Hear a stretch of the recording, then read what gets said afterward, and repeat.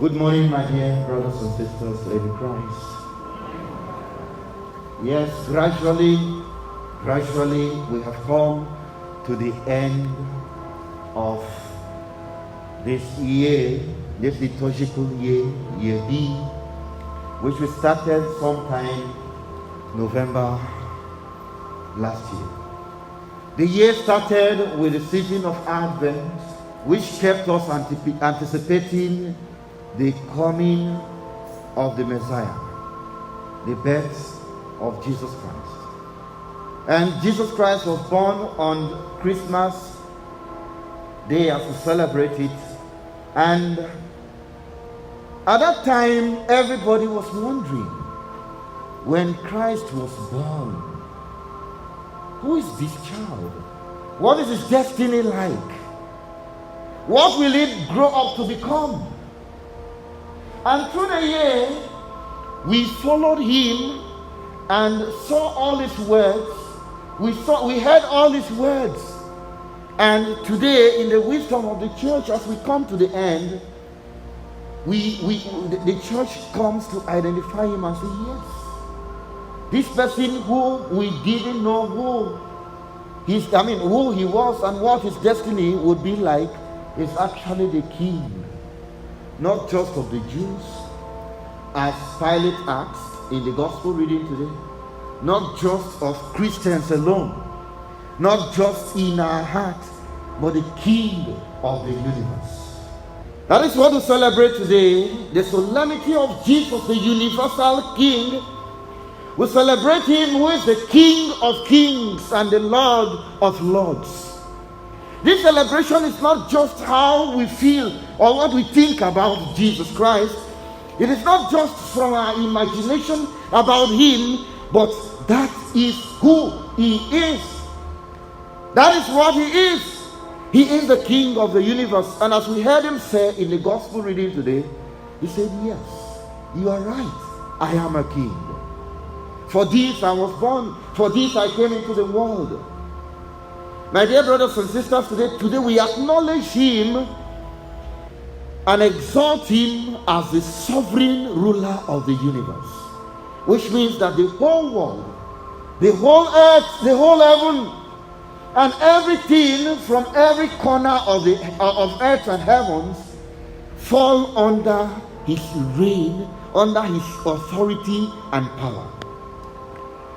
The second reading today from the book of Revelation says that he is the ruler of the kings of the earth. That is the word of God. He says that he is the ruler of the kings of the earth. And Jesus Christ himself in the same Revelation chapter 1 verse 8 says that I am the Alpha and the Omega, the Lord God who is, who was, and who is to come, the Almighty. In the first reading today, the prophet Daniel said that on him was conferred sovereignty, glory, and kingship. And all men of all peoples, nations, languages became his servant. His sovereignty is an eternal sovereignty which shall never pass away, nor will his empire be destroyed. Which means that among all the kings that ever existed, among all the kings that ever lived here on earth, he is the greatest, the one whose empire will never be destroyed. Kings come and go, presidents come and go, rulers come and go, but his own dynasty is forever. It lasts forever and ever. And so, my dear brothers and sisters in Christ, Jesus Christ is the King and the ruler of everyone that exists and everyone that will continue to exist forever and ever. He's the ruler over all. In the gospel reading today, in his dialogue with the Pilate, it was a dialogue between two kings. Pilate, who was the king in the Roman Empire, and Jesus Christ himself, who is the King of kings. In the dialogue between them, Pilate started by asking, are you a king? Are you a king? And Jesus was asking, this question you are asking me, are you asking me of your own accord? Is it because you have seen what I have done, you have heard what I say, and you have come to believe me, and you just want to know? Are you asking me of your own accord, or you are asking me from what people have told you about me? And Pilate will say, am I a Jew? It is your own people who have told me, who have accused you. Tell me. And Jesus will say that, yes, I am a king. At the point he said that my kingdom is not of this world. If my kingdom were to be of this world, my men would have fought, so that nobody will come against me. But my kingdom is not of this kind. But he said that, yes, you are right, I am a king. For this I was born, for this I came into the world to bear witness to the truth. The truth that he, Jesus Christ, is the King of kings and the Lord of lords. That he is the ruler of the rulers or in the universe. That he is the truth, the true king, which nobody or anything can change. Whenever we proclaim Jesus, the truth that Jesus is the King of the universe, that he is the Lord of the universe, some people contest it. There are some people who disagree with us and they criticize our faith. For them, they say that Jesus is a mere man. That Jesus, they see him as every other great man who had existed in the history of the world. But my dear brothers and sisters, people may say whatever they want to say about Jesus. It does not matter whether they have, what they have to say about him. It does not matter whether they accept him or not. But it does not change the truth. And the truth is that Jesus is the King of the universe. You know, you are who you are, whether I believe it or not. You are what you are, whether I believe it or accept you or not.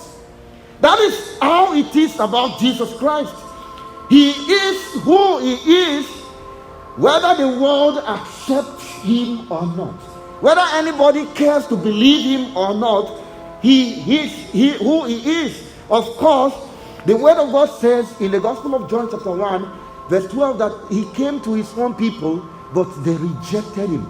But those who accept him, he gives them the power to become the children of God. As we heard him say in the gospel reading today, he said that my kingdom is not of this world. My kingdom is not of this kind. Which means that he is not like the kings and the rulers that we have in this world. Which means that he is not like president of nations that we hear about today. It's not like prime ministers that we hear about today around the world. He's not like the politicians of our world today. He is not a corrupt king. He does not rule with iron fists. He does not rule with military might or financial strength. He is the one, the king who loves and cares for his people. He's the king who brings true peace and security to those who follow him. He is the good shepherd, as we are told in the Gospel of John chapter 10. He is the just judge and the compassionate king. He is the only king who treats all his subjects as his own brothers and sisters. He rules with justice and fairness. He does not extort from anyone. Rather, he gives his all for everyone. He laid down his life. He died on the cross of Calvary for the sake of his own. He's ever close to us. And so we do not need any special protocols to reach him. We do not need connections in order to access him. Once we call upon him in prayer, he said, on the day you call, I will answer you. He reigns forever, and he is always ready to give life everlasting to those who submit to him and his reign. This feast which we celebrate today was instituted by Pope Pius XI in the year 1925, at a time when communism and secularism were promoting human being as the center of everything and relegating God and his authority to the background. This feast was instituted at that time so that attention may be refocused on Jesus as the Lord of all, as the King of all, as the Master of all. To refocus attention on God as the center of the universe. My dear brothers and sisters, if you look at our world today, there is not much difference between now and then. Because we are at a time when human beings are determining everything for themselves. They are becoming the determinants of how they feel, of even the truth for themselves. That the truth and morality and everything that is good is becoming relative, or has become relative. That the truth is the truth for me once I say this is the truth for me. It does not matter what the ideal is. It does not matter what the objective truth is. Once I say this is how I feel about this thing and this is what I believe in, you have to just accept me, and if you don't, I can sue you for discrimination. We are in a world today when men and women are pushing God aside and promoting themselves as the center of everything, where the word of God does not matter, but what I say you must believe, and if you don't believe, I can do anything I want to do with you. My dear brothers and sisters, the feast which we celebrate today does not just acclaim Jesus as the King of our hearts. It does not just acclaim Jesus as the King in the church where we come here. Everywhere, in politics, in business, everywhere, Jesus is the King and the ruler. We are in a world today where there exists a lot of fraternities, confraternities, societies, and movements that push God to the background. Even in our society here, in the schools, even in Catholic schools, there are some people who come and say that, no, I don't believe in God, and you don't have to push it. And in some part of the world, in the United States, in Canada, and other places, you cannot put the sign of any, even the crucifix or anything that points to God in public spaces. And just 2 days ago, someone, a parishioner from here, sent me a video that I was looking at, and I was amazed. And the video is about a group of people in the US who claim to be Satanists and who are pushing the movement they are making a move to begin to introduce Satanism as a course into the curriculum of some secondary schools. They come out and say, yes, we want to open chaplaincies that honor and worship Satan in secondary schools. And some parents came and said, no, we cannot allow that in schools where our children go to.